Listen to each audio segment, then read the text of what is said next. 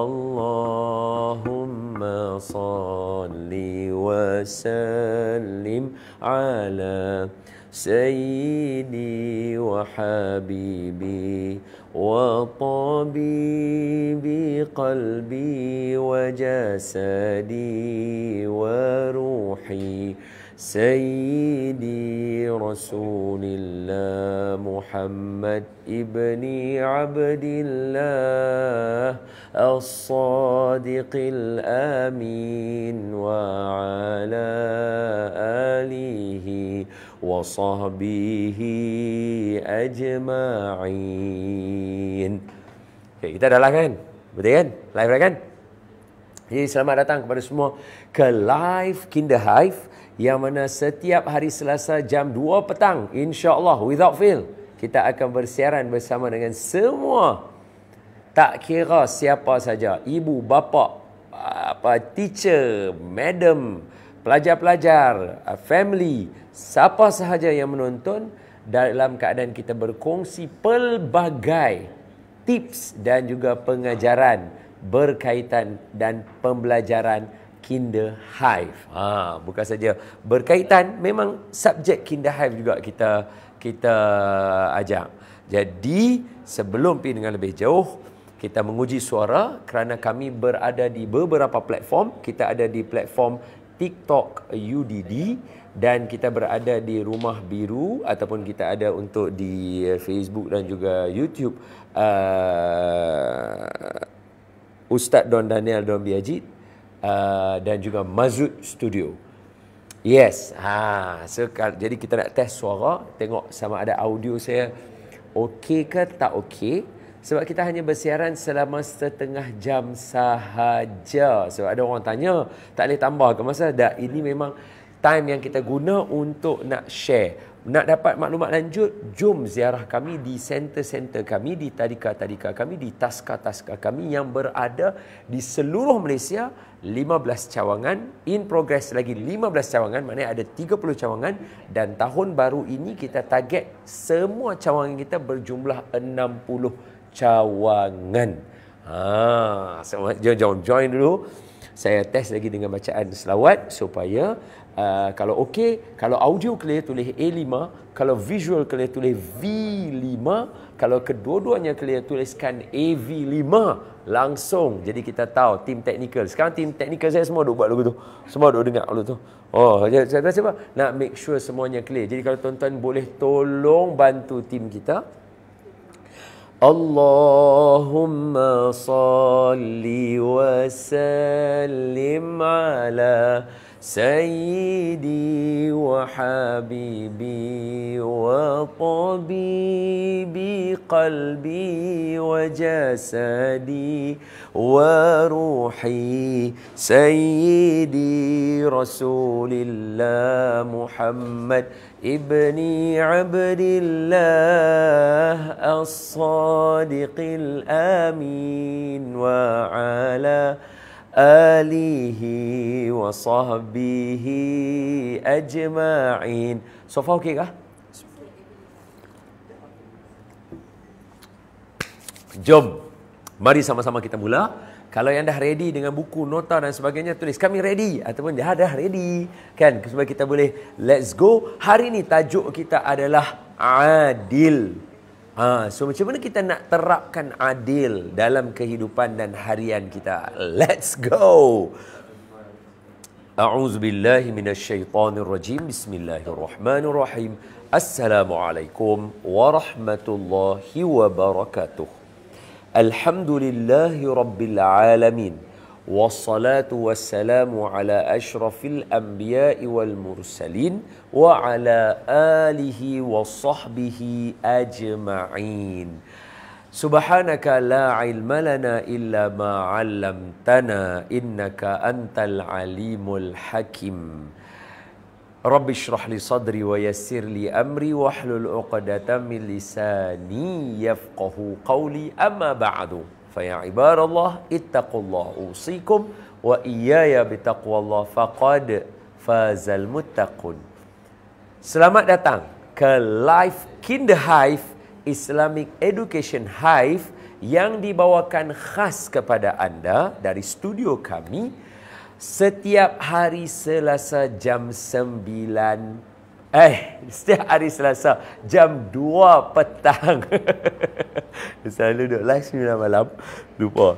Jam 2 petang. Jadi anda sedang menyaksikan siaran langsung berkaitan dengan Tadika dan Taska Kinderhive, salah satu pendidikan awal kanak-kanak yang ada di negara kita Malaysia dengan mendokong pembentukan karakter anak-anak seawal usia dengan mengenengahkan 20 karakter Rasulullah sallallahu alaihi wasallam, dan hari ini kita ada pada karakter yang ke-10. Maknanya kita dah bersiaran selama 10 minggu sudah. Dan kita dah bersiaran 20 minggu yang lalu. Tahun lepas, setahun ni kita start lagi sekali, dan dah 10 minggu kita bersiaran. Okey. So, maknanya tuan-tuan bukannya macam orang kata, depa ni pasal nak buka tadika ya duk buat. Tak. Kalau nak buka tadika, kami buat seminggu 2 lah. Seorang kenal kami tak buat dah. Tak. Kita masih lagi mengenengahkan tentang pendidikan dan tarbiyah. Okey, boleh dapat. So, terima kasih pertama kerana join Live Kinderhive. Hari ni tajuk besar kita, program ni nama dia Seronoknya Jadi Baik. Dengan membawa 20 karakter Rasulullah, hari ni karakter yang ke-10 iaitu Adil. Nabi kita Muhammad sallallahu alaihi wasallam sangat adil dalam kehidupan baginda. So adil ni apa? Yang tu kita nak bincang. Dan macam mana kita nak terap adil tersebut dalam diri kita, terutamanya sebagai parent, ibu bapa, teacher, cikgu dan orang dewasa yang ada, dan juga macam mana nak terapkan kepada anak-anak. Dia perkara yang sama tapi dua kaedah berbeza. Dia macam tu. Alright, okay. Marilah sama-sama kita mula dengan membaca surah Al-Fatihah. Kita niatkan bacaan Al-Fatihah ini dihadiahkan kepada junjungan Nabi kita Muhammad sallallahu alaihi wasallam, ahli keluarga baginda, isteri-isteri baginda, sahabat-sahabat baginda dan sekalian kaum muslimin muslimat, mukminin mukminat. Boleh? Dan niatkan juga supaya anak-anak kita semuanya menjadi anak-anak yang soleh dan solehah, berakhlak dengan akhlak Rasulullah. Niatkan juga supaya anak-anak di Kinderhive semuanya jadi anak-anak yang soleh, anak-anak yang terpelajar. Memang Al-Fatihah ini pun kita khusus untuk mereka dan kepada anak-anak kita, supaya semuanya terpelihara agar jadi penyejuk mata kita, insya-Allah. Dan semoga Allah pelihara semua anak di seluruh dunia. Anak-anak di Palestin dan Gaza juga tiba-tiba teringat kat mereka. Tiba-tiba ya teringat mereka. Meremang mula-mula bintik naik. Teringat. Naik bintik.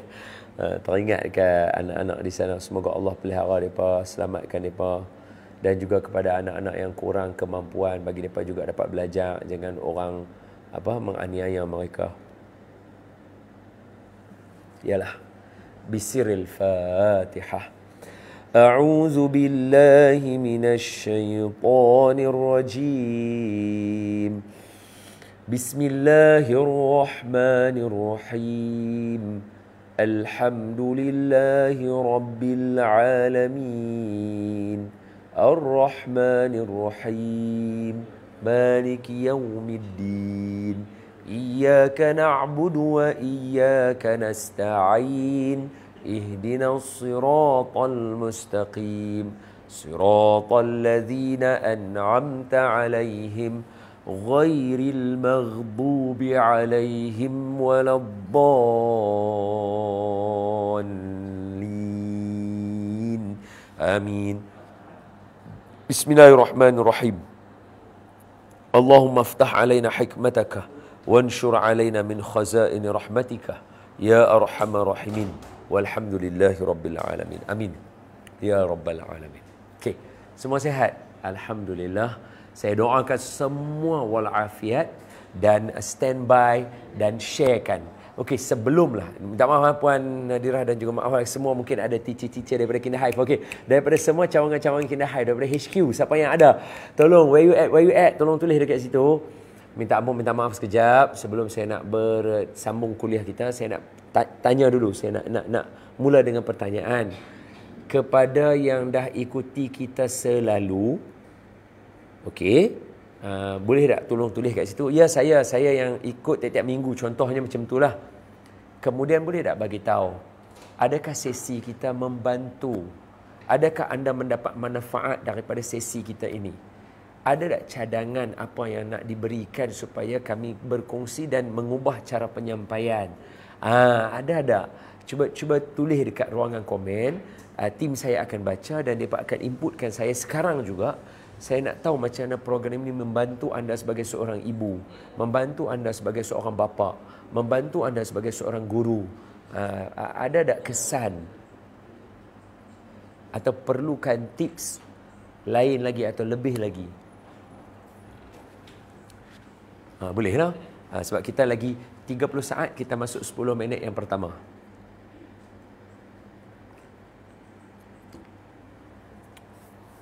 Okey.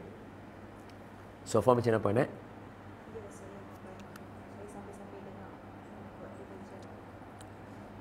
Ya. Ada apa-apa cadangan daripada ni ke, Rumah Biru, Facebook dan sebagainya, TikTok dan sebagainya?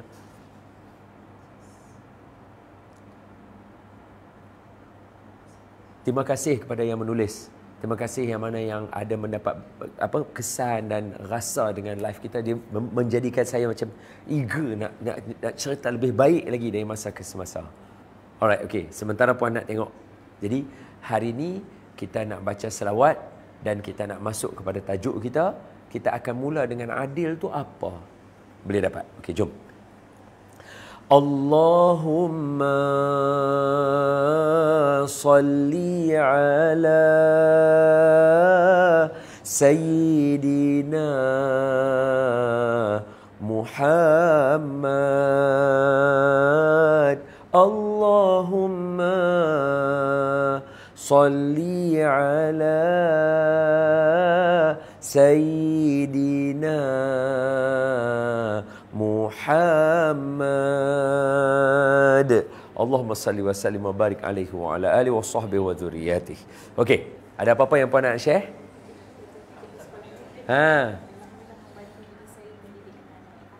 Oh, ada orang daripada institusi pendidikan awal kanak-kanak yang lain pun ada join kita. Terima kasih, terima kasih. Semoga ada manfaat. Terima kasih banyak-banyak. Tolong share, puan-puan share. Kalau puan daripada institusi tadika yang lain pun tak apa, puan share. Bagi mereka semua tengok. Kita explain satu-satu. Jarang nak dapat perkongsian secara konvensional tetapi menggunakan kaedah Islamik yang sangat kita kata autentik. Kita guna Al-Quran, kita guna hadis, kita guna sirah dalam menyampaikannya. Yes. Okay, thank you. Okay, baik. Allahumma salli ala Sayyidina Muhammad. So, adil. Adil adalah satu karakter yang important. Sebab itu, adil ini menjadi satu perkara yang penting dalam diri para sahabat ridwanullahu alaihim ajma'in. Sebab okey, pegangan kita ahli sunnah wal jamaah, sahabat Nabi semuanya udul, kita sebut udul, adil sebenarnya. Adil. Para sahabat semua adil. Mereka tidak melakukan sesuatu yang bercanggah dengan keadilan, iaitu kezaliman.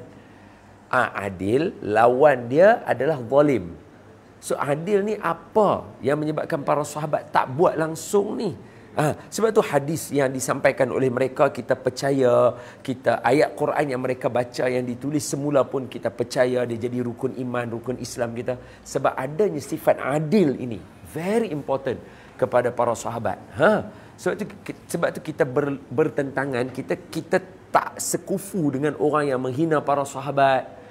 Tak boleh. Sebab mereka kaya dengan sifat adil. Ya. So, adil ni apa? Adil bukan yang ada dekat hakim. Adil bukan yang ada dekat hakim. Yang tu lain. Yang tu adil hakim tu.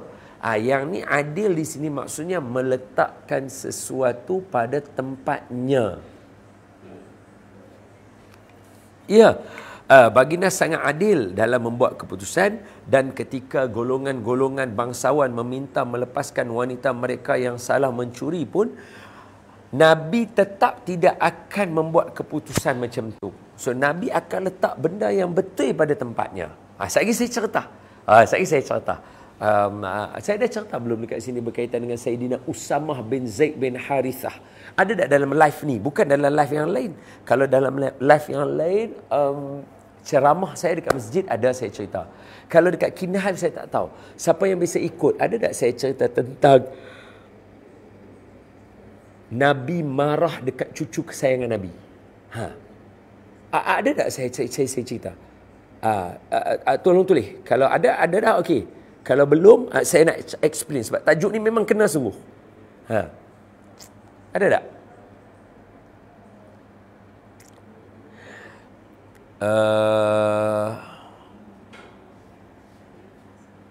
Sebab Allah Subhanahu Wa Taala sebut dalam Quran, Allah kata apa? Wa umirtu li'a'dila bainakum, dan aku diperintahkan untuk berlaku adil di antara kalian. So adil ini meletakkan sesuatu pada tempatnya. Saya tak cerita lagi kan dekat sini? Belum lagi. Sure? Okey, baik, saya cerita macam ni. Tengok. Alright, tengok. Adil meletakkan sesuatu pada tempatnya. Contoh, selalu ulama bagi kasut. Okey, kasut, orang semua tahu. Belilah kasut jenama apa pun. Semurah-murah jenama, Bata, Palas. Duk beli kasut anak sekolah. North Star. Apa lagi?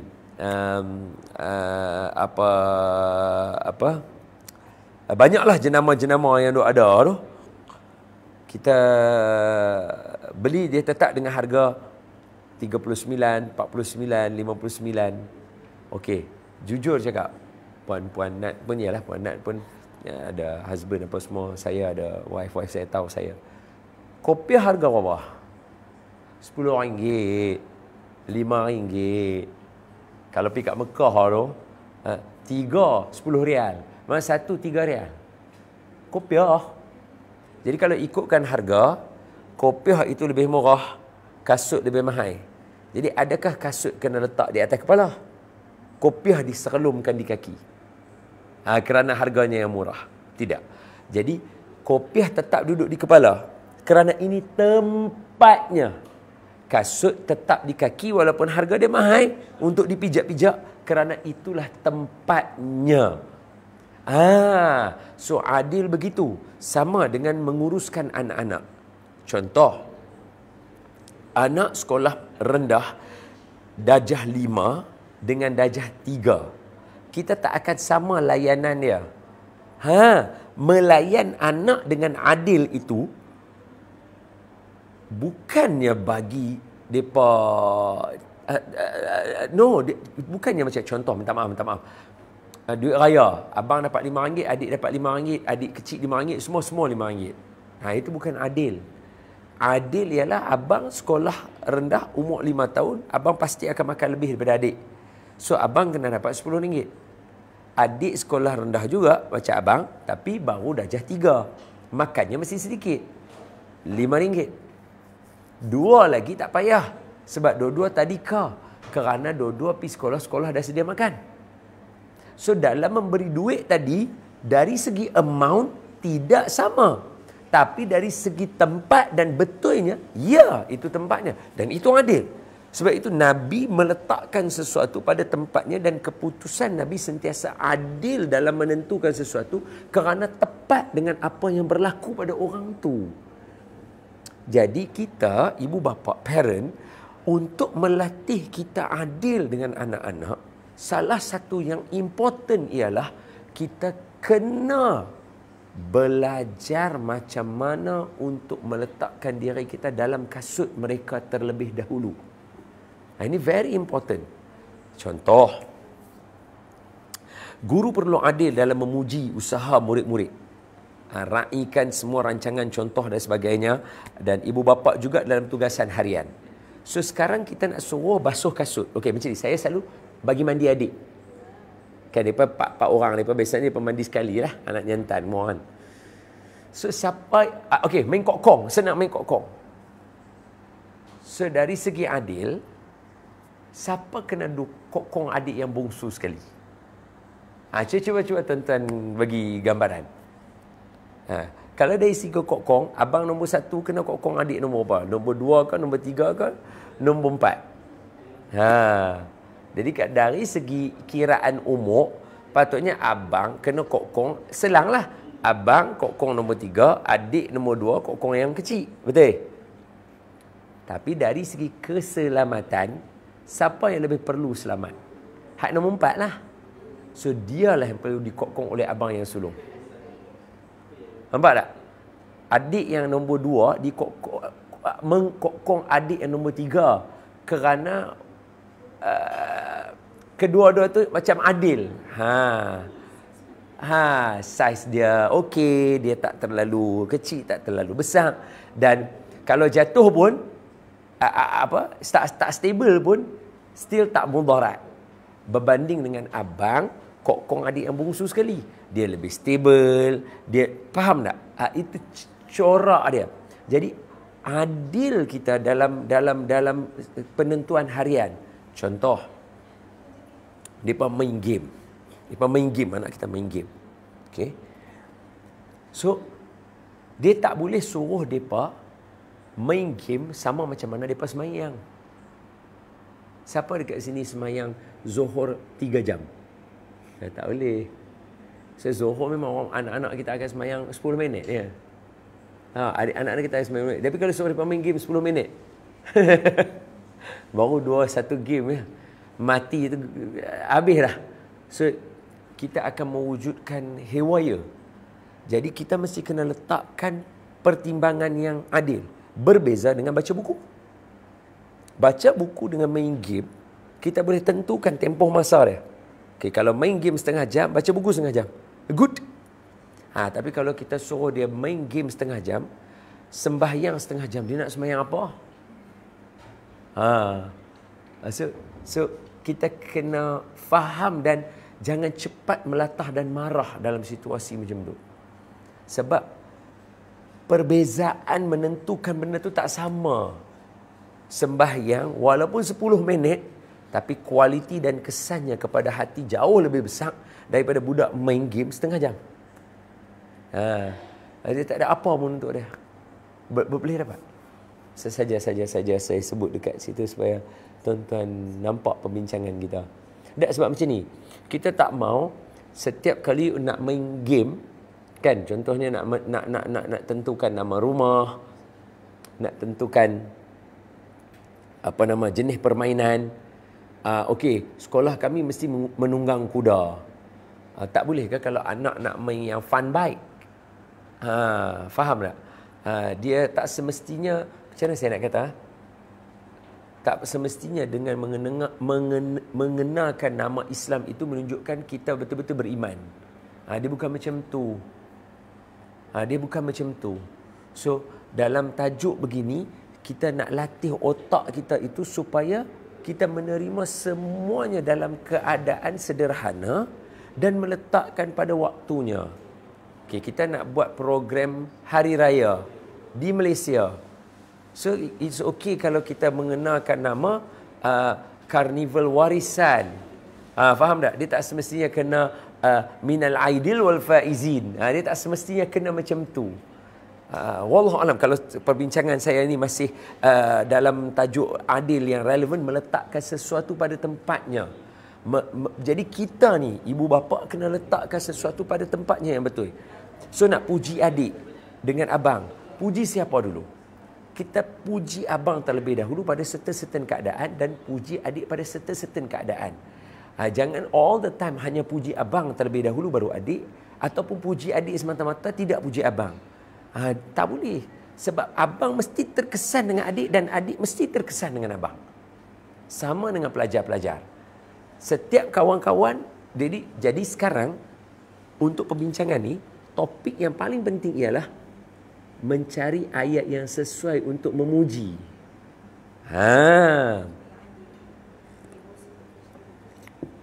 Supaya adil dan emosi tak tercalar.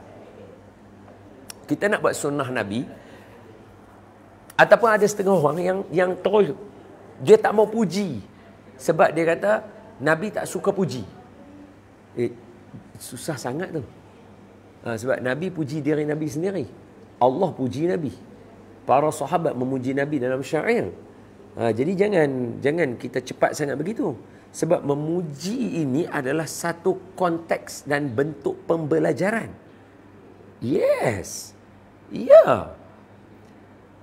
Sebab itu kalau sahabat yang buat baik, Nabi kata, oh, bagus, mesti dicontohi. Nabi sendiri kata kepada Ummu Aiman, kalau siapa nak tengok wanita syurga, tengoklah Ummu Aiman. Itu pujian. Kalau ada Nabi selepas aku, Nabi itu adalah Saidina Umar. Itu pujian. Aku mencintai mereka dan mencintai ibu bapa mereka. Saidina Hasan dan Husain dan Saidina Ali dan Fatimah. Itu pujian. Saya Madinatul Ilmu, Aliyu babuha. Saya Madinah ilmu, kota ilmu, dan Ali adalah pintunya. Itu pujian.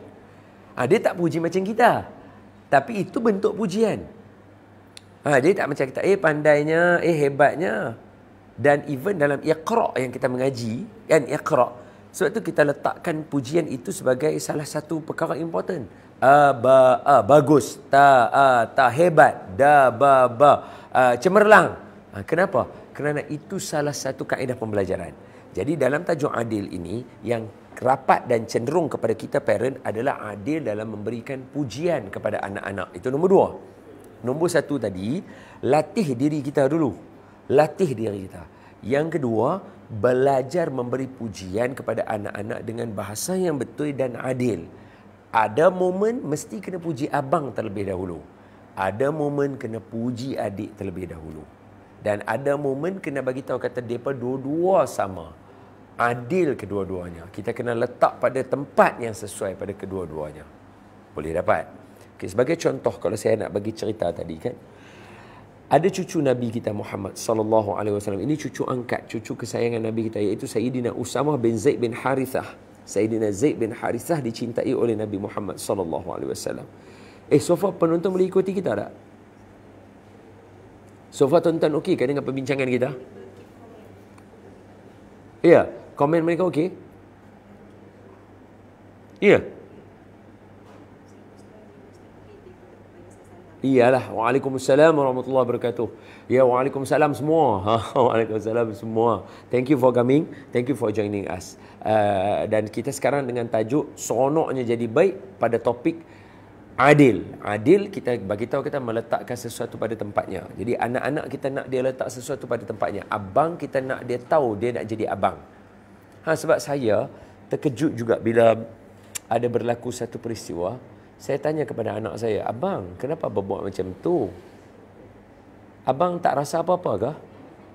Jawapannya, saya salah di mana berarti?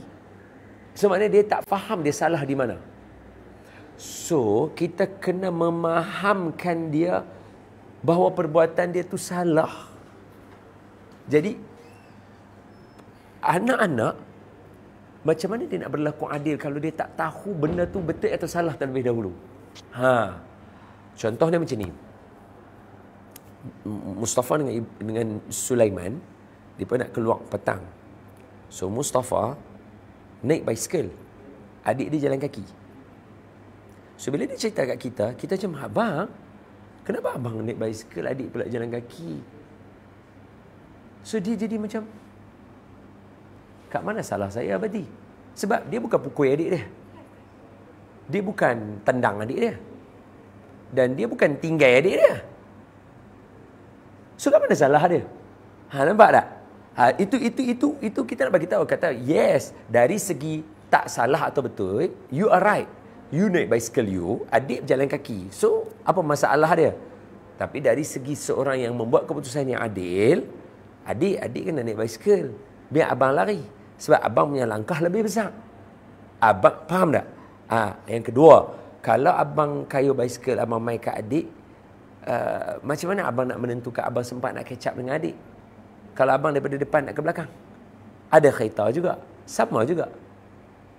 So, kita nak kena nampakkan logik kepada dia. That's why adil ini adalah satu sifat yang penting dan sangat important. Karakter dia. Dan benda ni mesti dilatih. Dengan memberikan anak kita buat kerja banyak, akan melatih dia untuk adil dalam keputusannya. Ya. Bila kita tindihkan dia 2-3 kerja, ya, nak basuh kasut dulu ke? Nak jemur baju dulu ke? Atau nak kemas katil dulu? So nampak tak?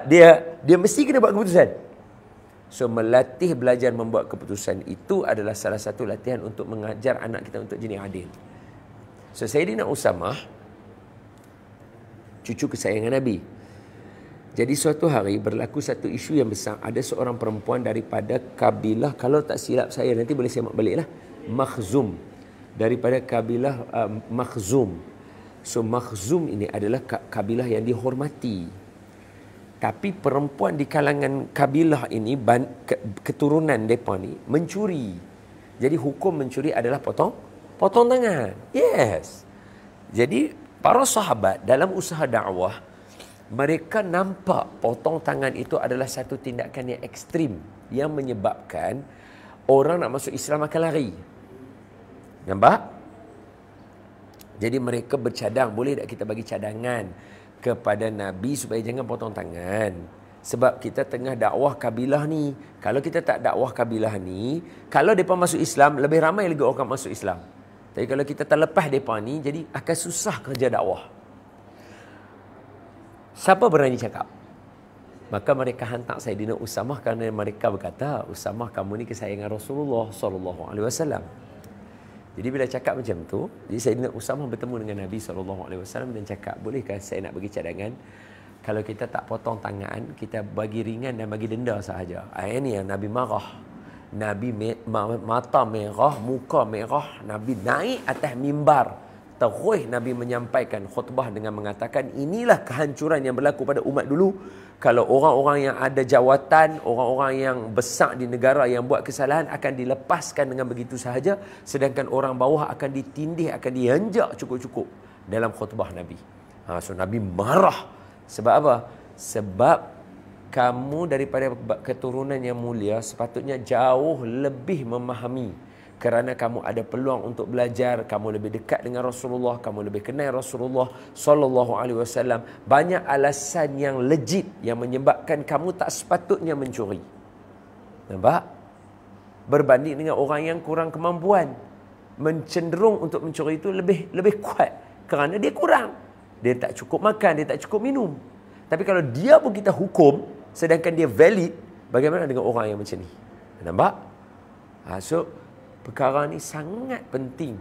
Dan kepada semua yang menonton, di sini juga kita belajar bahawa Nabi marah cucu kesayangannya. So, be cruel to be kind. You kena tegas sikit ataupun garang sikit untuk nak jadi baik. Kalau tidak, anak kita akan binasa. Kalau tidak, generasi kita akan binasa. Seperti mana yang tengah berlaku sekarang, disebabkan tangan kita orang-orang dewasa yang hanya nak cari untuk benar mudahkan urusan kita, kita telah melahirkan generasi yang seperti hari ini digelarkan sebagai generasi strawberry dan sebagainya. Cantik luaran tapi dalamnya hancur. So kita kena bertanggungjawab untuk perkara itu. Habis.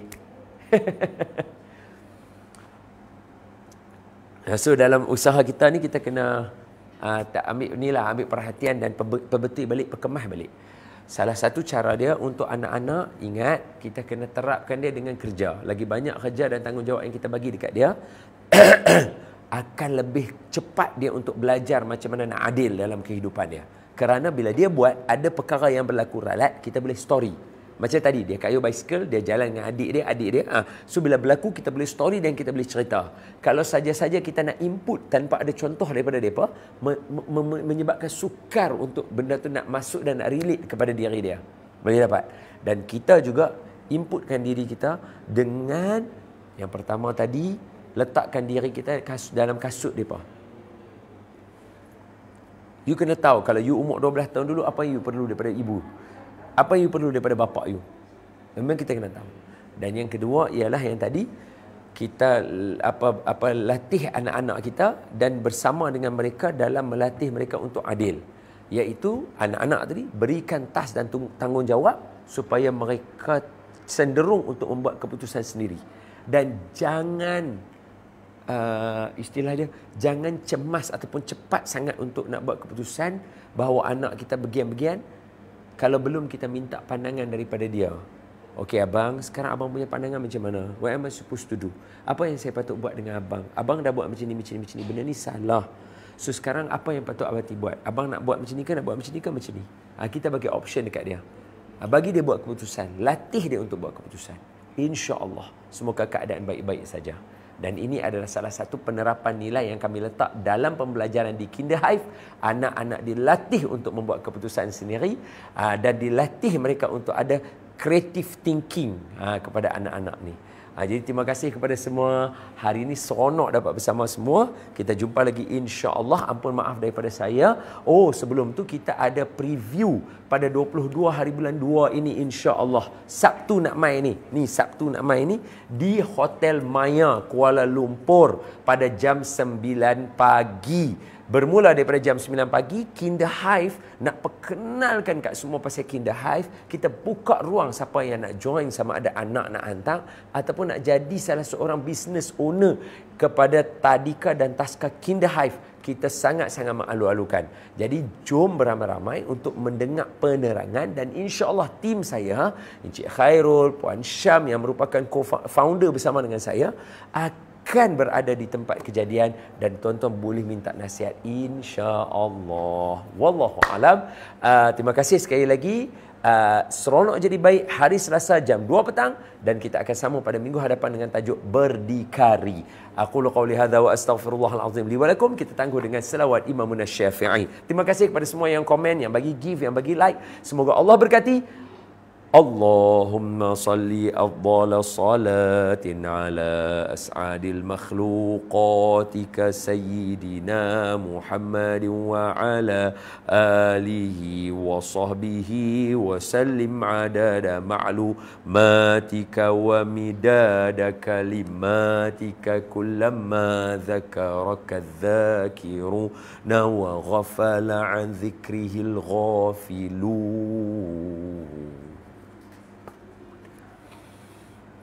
Assalamualaikum warahmatullahi wabarakatuh.